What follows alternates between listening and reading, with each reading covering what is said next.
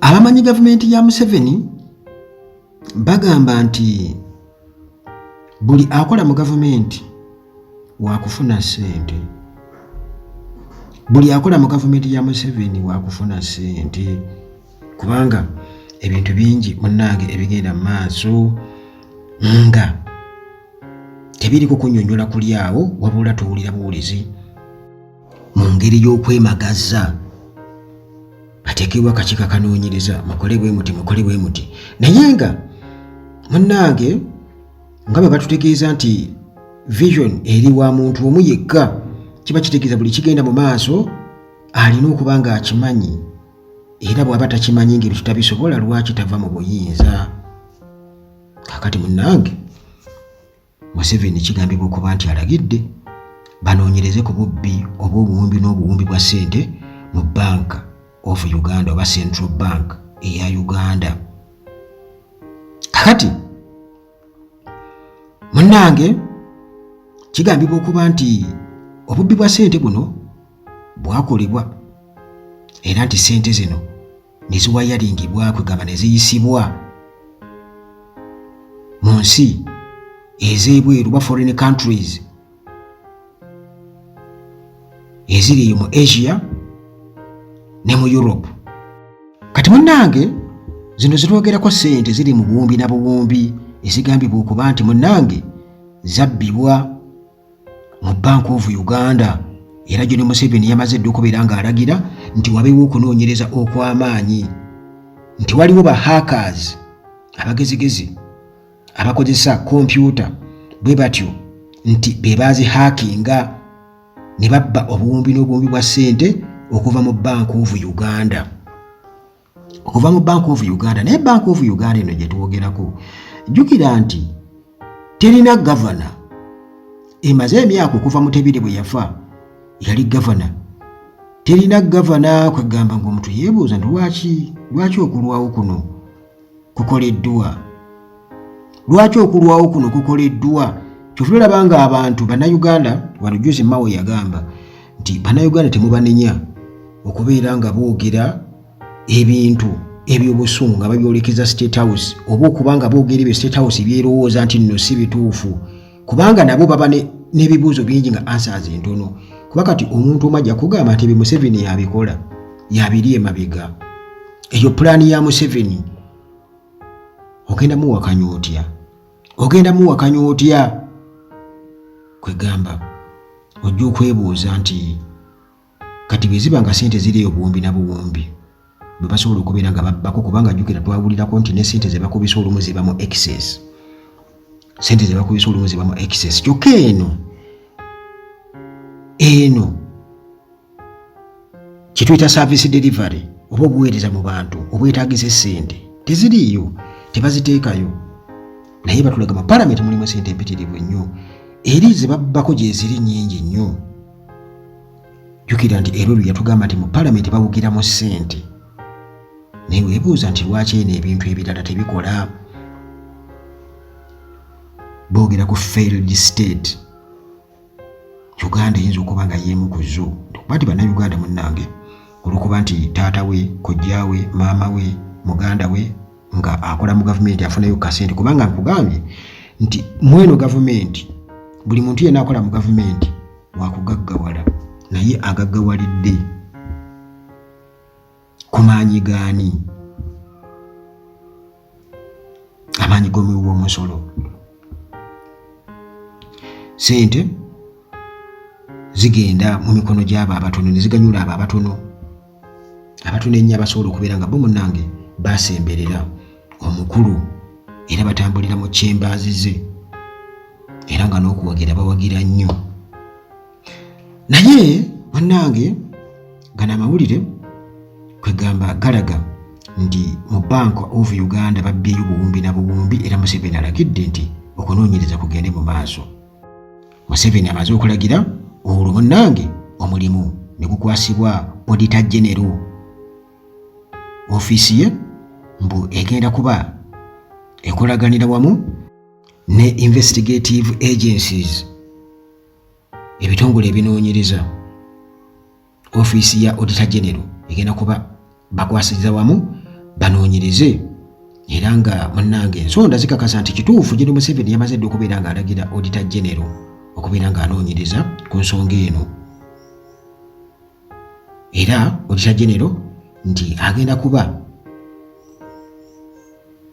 akakasa omuwendo mutuufu oba okuestablishinga omuwendo mutuufu ogw'essente ababbi gwe baatwala bahackers katono poliisi ekole okunoonyereza ku bubbi buno. Obubbi munnange nga bunnyonnyola biki ebigenda mu maaso tebwerabira bannajjada investments gye bali nnyo gwe alina ettaka lyo nga liri eyo muganda wange wandiyagadde okubeera nga ozimbako ennyumba oba olitunda oba nga wateekako project kange okulima kalitunsi abannajjada investments basobola okubeera nga bakuyambako gwe naawe munnange ayagala okunoonyereza ku kyapa ekyettaka abannajjada investments basobola okubeera nga bakuyamba ku nsonga ezo. Kakati munnange ripooti ziraga nti obubbi buno obw'essente nti bubaddewo era nga ssente zino nti zaawayalingibwa ne zitwalibwa mu nsi ez'ebweru, ensi eziri mu Asia ne Europe, era Bank of Uganda eneetera okubeera nga eyogera ku nsonga eno mu bulambulukufu mu butongole bagenda kuwaawo official statement nti bannange kituufu ssente zabbibwa bannayuganda mutusonyiwe ndowooza mu ngeri efaanaganako bwetyo. Ssente ziri mu buwumbi na buwumbi muganda wange gwali eyo nga embeera yakusobera dda niweebuuza nti tebazijjayo lumu ne bazikozesa ebintu okusinga okubeerawo okuzibba ne bazikozesa ebintu ebikulakulanya eggwanga. Kakati Bank of Uganda tennaba kubaako kyeyogera nkugambye nti gwe ne boogezako kumanya engeri yonna oba biki ebigenda mu maaso tebajja kukubuulira. Bonna bali awo bati ndowooza balinze ebiragiro timugambe muti. Kakati ensonda munnange mu kunoonyereza ziraga nti okunoonyereza kuli mu high gear era ba top officials bali mu kubuuzibwa akana n'akataano, poliisi eri mu kubakonya wamu ne Auditor General mu kumanya akawunvu n'akagga. Wabula nno okukola mu kifo ekirimu ssente mu gavumenti naawe obeera ku bunkenge anti oyinza n'okuba ng'omanya ani yazitutte naye nga tosobola kwogera ate ogambe ki. Kakati munnange ensonda zitugamba nti General Museveni nti yategeera ku nsonga eno era nga bamugamba nti waliwo enneeyisa etali ya buntu mu procurement department eya Central Bank era nti eno munnange bano bakola byabwe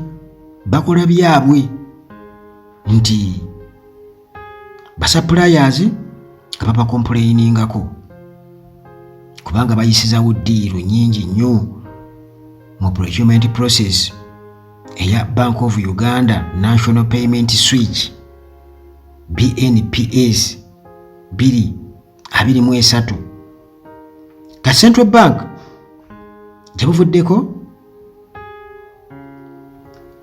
amawulire agafaayo gabadde galaga nti wabaddengayo scandals omuli obubbi obw'empapula ezibadde zikaddiye nga zeetaaga kubeera nga zookyebwa nga officials bazibba. Jukena bagamba nti ezo ssente ezitakulenkadde owulire gayogerako dda nti waliwo omukyalo omu azikola ki azeetaaga okuzijjayo eyo nantagambwako nga ye era zakozesa era ng'obusente obukadde bamulaba nabwo mu nsaasaanya ye.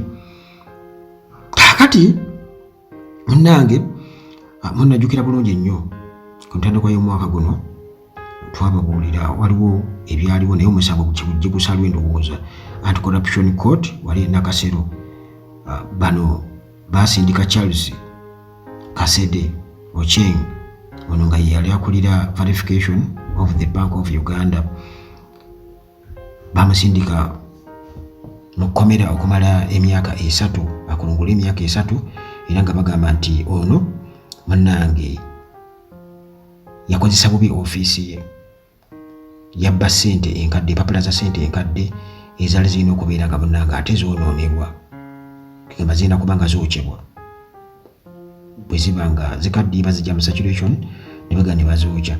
Kakati akatambi ke baleeta mu bukakafu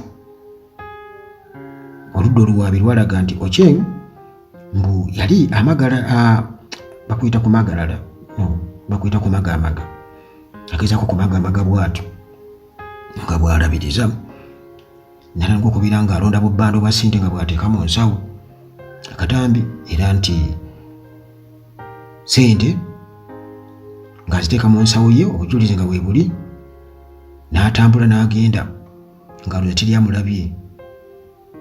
Kakati olwo nti bino byonna bye yakola munnange bimenya mateeka era nga balabanga eyagezaako okubeera ng'akozesa bubi ekifo kye. Yoweri Museveni tukimanye bulungi nnyo nti banka eno Central Bank of Uganda okuva Mutebire bwe yafa Emmanuel Mutebire eyafa mu January 2022 munnange tebateekangayo gavana mulala era ng'omuntu yeebuuza lwaki naye nga obubbi munnange buli eyo batugamba nti ezo zaatwaliddwa era nga wetwogerera teziri wano Uganda mbu baaziwayalinga ziri eyo mu nsi z'omu Europe ne mu Asia gye ziri ani yaziwayalinga bannange.